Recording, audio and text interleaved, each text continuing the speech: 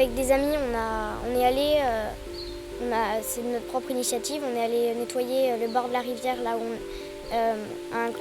tout un coin de la rivière. On a pris tous les déchets qui étaient sur les bords et on a eu 3-4 sacs poubelles remplis, pourtant c'était un petit coin. Et du coup on a ramassé, puis on a mis des pancartes pour sensibiliser les gens et leur dire que la rivière elle est belle sans leurs déchets. Oui, je pense que le système scolaire est obsolète par rapport à la transition écologique. Je veux dire, c'est dit de manière passive par certains profs lorsque ça va dans le contexte ou lorsqu'un élève pose la question. Mais effectivement, on n'a pas de cours actif où c'est présenté, où on apporte des solutions directement. Parfois, on a des intervenants qui en parlent, mais c'est insuffisant. Bon, l'image que je peux donner aussi, c'est qu'on est devant un gouffre. Nous, avec nos enfants d'ailleurs, si on continue dans cette lancée-là, dans 15 ou 20 ans, non seulement on sera dans le gouffre, mais avec aussi nos enfants. Donc voilà, on dit stop, le constat il est là. Comment on se projette maintenant de l'avenir? Donc je pense que c'est le moment de s'arrêter et d'essayer de réfléchir ensemble, d'essayer de travailler ensemble pour avancer ensemble, justement pour s'inscrire dans le plan de 3 générations sans TNC qui va nous projeter en 3 générations. On sait que l'avenir est compromis pour les générations futures. Donc proposer un projet sur 3 générations, je trouve ça vraiment top. Je trouve que c'est vraiment donneur d'espoir et de possibilités. Et c'est ça, et ça laisse le temps à tout le monde de se concerter et de faire ensemble.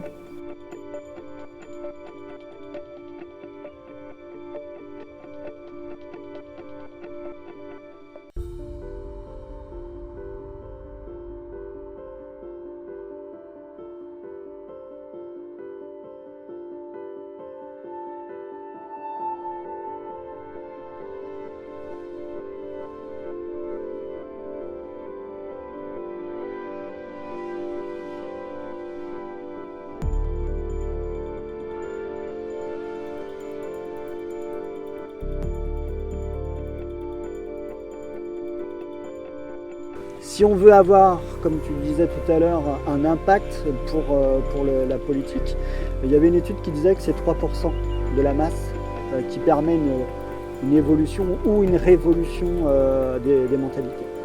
On n'est pas à 3,5%, tout à l'heure tu disais 5 ou 10% de la Nouvelle-Calédonie, je ne suis pas sûr, je pense qu'on est largement inférieur à ça. On doit être à 1%, mais il faut atteindre les 3,5, voire 4-5% de la masse. Et là oui, on pourra avoir au moins un impact sur la politique de Nouvelle-Calédonie. Moi, je vous demande surtout de faire de plus en plus de conférences, d'aller un peu partout dans les tribus, sur la Grande Terre, aux îles, pour sensibiliser, la sensibilisation surtout, sensibiliser les gens sur le système, pour que les gens prennent conscience que voilà.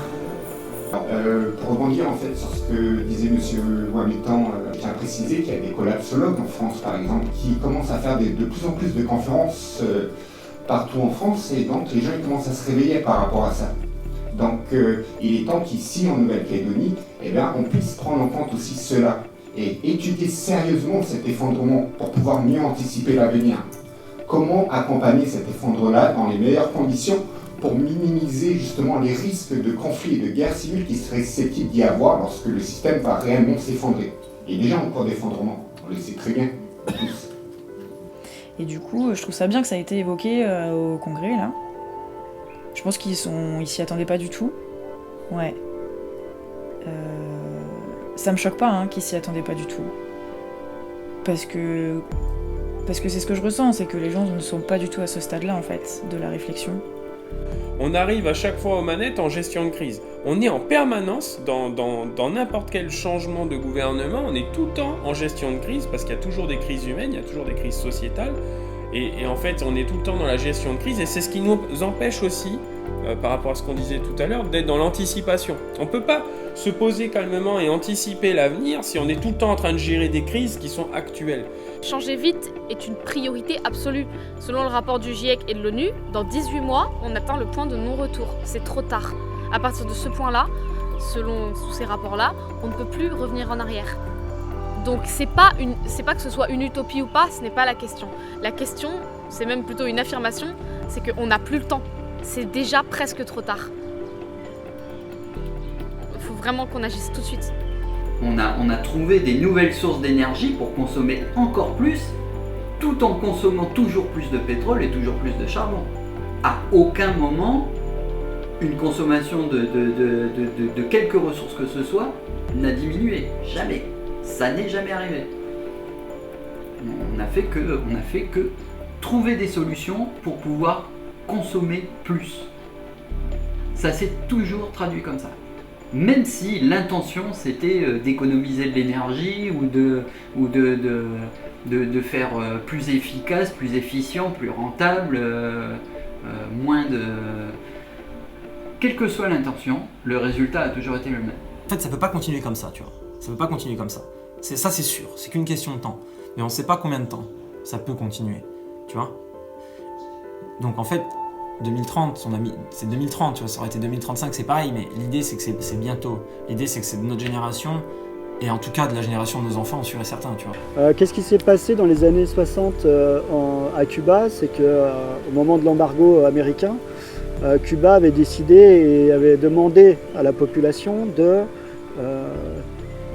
pouvoir être en capacité de se nourrir de manière pérenne.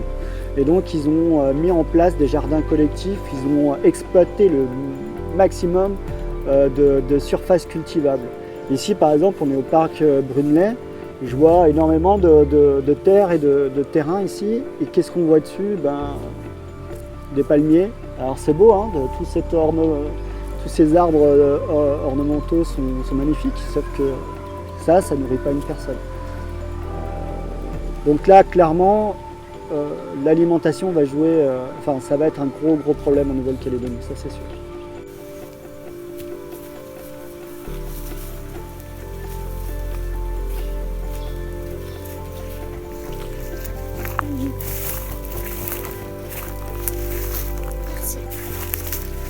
Là, il y en a quelques-unes de mûres.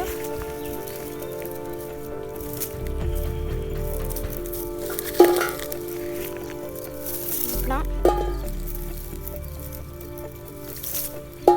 C'est génial de planter, de travailler la terre, c'est super agréable.